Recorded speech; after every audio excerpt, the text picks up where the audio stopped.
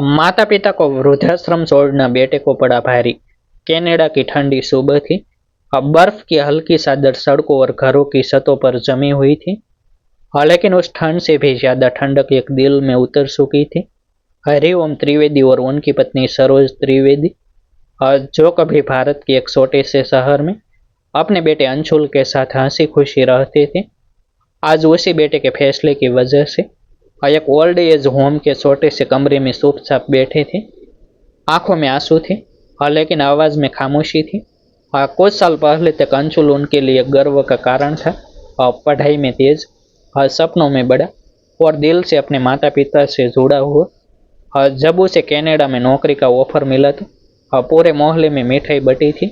हरिओम जी ने अपने दोस्तों से कहा था कि मेरा बेटा अब विदेश में नाम रोशन करेगा, और सरोज जी ने भगवान का धन्यवाद किया था। शुरुआत में सब कुछ ठीक था। अंशुल हर हफ्ते वीडियो कॉल करता, माँ से पूछता कि खाना खाया या नहीं, पिता से सलाह लेता। लेकिन धीरे धीरे समय के साथ सब बदलने लगा। कॉल्स कम हो गई, बातों में जल्दी खत्म करने की आदत आ गई। और फिर एक दिन उसने कहा, पापा आप दोनों को अब मेरे पास कनाडा आ जाना चाहिए, और यहाँ आपकी अच्छी देखभाल होगी। माता पिता का दिल खुश हो गया। उन्होंने सोचा कि बेटा उन्हें अपने पास रखना चाहता है। लेकिन उन्हें नहीं पता था कि यह फैसला उनकी जिंदगी का सबसे बड़ा मोड़ बनने वाला है। कनाडा पहुंचने के बाद शुरुआती कुछ दिन अच्छे थे, और नया देश और नई जगह, बेटा पास में। लेकिन धीरे धीरे घर का माहौल बदलने लगा। अंशुल की पत्नी रिया, जो पहले बहुत मीठी बातें करती थी, अब छोटी छोटी बातों पर नाराज होने लगी। उसे हरिओम जी की पुरानी आदतें पसंद नहीं आती थी, और सरोज जी का घरेलू तरीका उसे बोझ लगने लगा। अंशुल भी अब पत्नी के प्रभाव में आ चुका था। वह अपने माता पिता से दूरी बनाने लगा। एक दिन बात इतनी बढ़ गई कि रिया ने साफ कह दिया, हम अपनी जिंदगी अपने तरीके से जीना चाहते हैं, हमें स्पेस चाहिए। यह सुनकर हरिओम जी का दिल टूट गया। लेकिन उन्होंने कुछ नहीं कहा। उन्होंने सोचा कि शायद समय के साथ सब ठीक हो जाएगा। लेकिन कुछ ही दिनों बाद अंशुल ने एक ऐसा फैसला सुनाया जिसने सब कुछ खत्म कर दिया। उसने कहा, पापा मैंने आपके लिए एक बहुत अच्छा ओल्ड एज होम ढूंढ लिया है। वहाँ आपकी पूरी देखभाल होगी। यह सुनते ही सरोज जी के हाथ से पानी का गिलास गिर गया, और उनकी आंखों में आंसू आ गए। उन्होंने कांपती आवाज में कहा, बेटा क्या हम तुम्हारे लिए बोझ बन गए हैं? अंशुल ने नजरें चुरा ली और कहा, ऐसी बात नहीं है, बस यह आपके लिए बेहतर है। उस दिन कार में बैठकर जब वे ओल्ड एज होम जा रहे थे, तब खिड़की के बाहर गिरती बर्फ के साथ साथ उनकी आंखों से भी आंसू गिर रहे थे। ओल्ड एज होम पहुंचकर उन्हें एक छोटा सा कमरा दिया गया, जहां पहले से ही कई बुजुर्ग अपनी अपनी कहानियों के साथ जी रहे थे। हरिओम जी चुपचाप बिस्तर पर बैठ गए और दीवार को देखने लगे, जैसे उनके सारे सपने उसी दीवार पर टकरा कर टूट गए हो।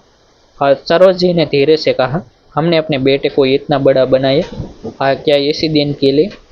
लेकिन कहानी यहीं खत्म नहीं होती, क्योंकि किस्मत ने अंशुल के लिए कुछ और ही सोच रखा था। उधर अंशुल अपनी नई जिंदगी में व्यस्त हो गया।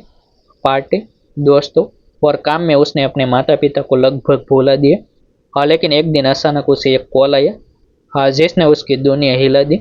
कॉल अस्पताल से था, और उसे बताया गया कि उसकी कंपनी में एक बड़ा फाइनेंशियल फ्रॉड पकड़ा गया है, जिसमें उसका नाम भी शामिल है। अंशुल के पैरों तले जमीन खिसक गई। उसने तुरंत सफाई देने की कोशिश की, लेकिन मामला गंभीर था। जांच शुरू हो चुकी थी, और उसी दौरान उसकी पत्नी रिया, जो हमेशा उसके साथ रहने का दावा करती थी, धीरे धीरे उससे दूरी बनाने लगी। घर में तनाव बढ़ गया, और अंशुल अकेला पड़ता गया। उसी रात जब वह अपने घर में बैठा था, उसे अचानक अपने माता पिता की याद आई। उनकी वो बातें, उनका प्यार और उनका साथ, जो उसने खुद ही ठुकरा दिया था। उसकी आंखों में आंसू आ गई, लेकिन अब बहुत देर हो चुकी थी, या शायद अभी भी कुछ बाकी था। क्योंकि दूसरी तरफ ओल्ड एज होम में हरिओम जी की तबीयत अचानक बिगड़ने लगी थी। और सरोज जी अकेले बैठकर भगवान से प्रार्थना कर रही थी कि उनका बेटा एक बार उनसे मिलने आ जाए। ओल्ड एज होम की उस शांत रात में जब बाहर बर्फ लगातार गिर रही थी, अंदर हरिओम जी की सांसें धीरे धीरे कमजोर होती जा रही थी। सरोज जी उनके पास बैठी थी, हाथ पकड़कर बार बार भगवान से प्रार्थना कर रही थी कि उनका बेटा एक बार आ जाए। हाँ, बस एक बार, ताकि वे उसे देख सके। हाँ, उसी समय ओल्ड एज होम के मैनेजर ने अंशुल को कॉल किया। हाँ, फोन बजता रहा। हाँ, लेकिन इस बार अंशुल ने तुरंत उठा लिया। हाँ, दूसरी तरफ से आवाज आई, आपके पिताजी की हालत बहुत गंभीर है, अगर आप मिलना चाहते हैं तो तुरंत आ जाइए। और यह सुनते ही अंशुल के हाथ कांपने लगे, आंखों के सामने अंधेरा छा गया। हाँ, उसे ऐसा लगा जैसे किसी ने उसके दिल पर जोर से शॉट मारी हो। हाँ, उसने बिना समय गवाए कार उठाई और तेज रफ्तार से ओल्ड एज होम की तरफ निकल पड़ा। हाँ, रास्ते में हर पल उसे अपने माता पिता के साथ बिताए वो पुराने दिन याद आ रहे थे। हाँ, जब पिता ने उसे पहली साइकिल दिलाई थी, हाँ, जब माँ ने रात भर जागकर उसकी देखभाल की थी, हाँ, जब उन्होंने अपने सपनों को छोड़कर उसके सपनों को पूरा किया था, और आज वही बेटा उन्हें अकेला छोड़ आया था। उसके आंसू रोक नहीं रहे थे। वह खुद से बार बार एक ही सवाल पूछ रहा था, मैं इतना बदल कैसे गया। उधर ओल्ड एज होम में हरिओम जी की हालत और बिगड़ती जा रही थी। डॉक्टर ने सरोज जी से धीरे से कहा, अब ज्यादा समय नहीं है। यह सुनते ही सरोज जी की आंखों से आंसू बहने लगे। उन्होंने हरिओम जी के कान में धीरे से कहा, अंशुल आ रहा है, बस थोड़ा इंतजार करो। कुछ ही देर बाद अंशुल वहां पहुंच गए। दरवाजा खोलते ही उसने अपने पिता को उस हालत में देखा। तो उसके पैरों तले जमीन खिसक गई। वह दौड़कर उनके पास गया और उनके पैरों में गिर पड़ा। पापा, मुझे माफ कर दो, मैं बहुत गलत था। और उसकी आवाज़ कांप रही थी। हरिओम जी ने धीरे धीरे अपनी आंखें खोली और अपने बेटे को सामने देखा।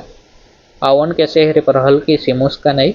उन्होंने कांपते हाथ से अंशुल के सिर पर हाथ रखा और बहुत धीमी आवाज में कहा, हाँ बेटा, घर हमेशा माता पिता से बनता है, उन्हें कभी मत छोड़ना। यह कहते ही उनकी सांसें थम गई। सरोज जी जोर जोर से रोने लगी।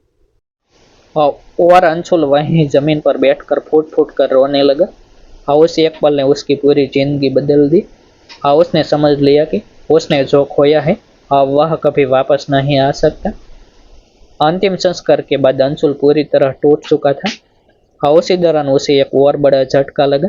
कंपनी के फ्रॉड केस में उसे सस्पेंड कर दिया गया और जांच पूरी होने तक उसकी सैलरी भी रोक दी गई। रिया जो अब तक उसके साथ थी, एक दिन चुपचाप घर छोड़कर चली गई। जाते जाते सिर्फ एक नोट छोड़ गई, मैं इस परेशानी में तुम्हारे साथ नहीं रह सकती। अंशुल के पास अब कुछ भी नहीं बचा था, ना परिवार, ना करियर, ना ही कोई अपना। वह पूरी तरह अकेला हो गया। कुछ दिनों बाद वह फिर उसी ओल्ड एज होम पहुंचा। इस बार एक बेटे के रूप में नहीं, बल्कि एक ऐसे इंसान के रूप में जो अपनी गलती का प्रायश्चित करना चाहता था। उसने वहाँ के बुजुर्गों के साथ समय बिताना शुरू किया। उनकी सेवा करने लगा, उनकी बातें सुनने लगा। हर एक बुजुर्ग में उसे अपने पिता की झलक दिखाई देती थी। सरोज जी अब भी वही थी, लेकिन पहले जैसी नहीं रही। उनके चेहरे की मुस्कान कहीं खो गई थी। अंशुल हर दिन उनके पास बैठता, उनसे माफी मांगता।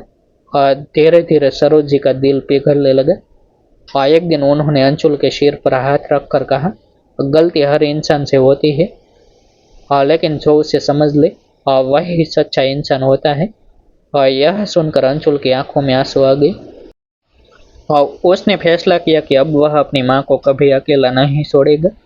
कुछ महीनों बाद केस में भी सच सामने आया और अंशुल को क्लीन चिट मिल गई। लेकिन इस बार उसने अपनी जिंदगी का रास्ता बदल दिया। उसने एक छोटी सी नौकरी शुरू की और अपनी माँ को अपने साथ घर ले आया। अब वह हर दिन उनकी सेवा करता और उनके साथ समय बिताता और हर उस पल को जीने की कोशिश करता जो उसने खो दिया था। इस पूरी घटना ने उसे एक नई सीख दी।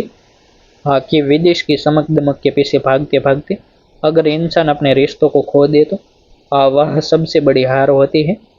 आज अंचुल अक्सर लोगों को यही सलाह देता है कि माता पिता को कभी बोझ मत समझो, क्योंकि जिस दिन वो साथ नहीं होंगे उस दिन समझ आएगा कि असली सहारा क्या होता है। और यह कहानी सिर्फ अंचुल की नहीं है, बल्कि हर उस इंसान की है जो अपनी जिंदगी की दौड़ में अपने अपनों को पीछे छोड़ देता है। अंत में बस एक बात, सफलता वही है जिसमें अपने साथ हो, वरना हर जीत अधूरी है। डिस्क्लेमर, यह कहानी वास्तविक घटनाओं से प्रेरित एक काल्पनिक प्रस्तुति है। इसमें दिखाए गए सभी पात्रों के नाम, स्थान और परिस्थितियां गोपनीयता बनाए रखने के लिए और रचनात्मक उद्देश्य से बदले गए हैं। इस कहानी का उद्देश्य केवल मनोरंजन और जागरूकता फैलाना है। आभार। फिर मिलते हैं एक नई स्टोरी के साथ। वीडियो को लाइक और हाइप करना ना भूले, चैनल को सब्सक्राइब करना ना भूले।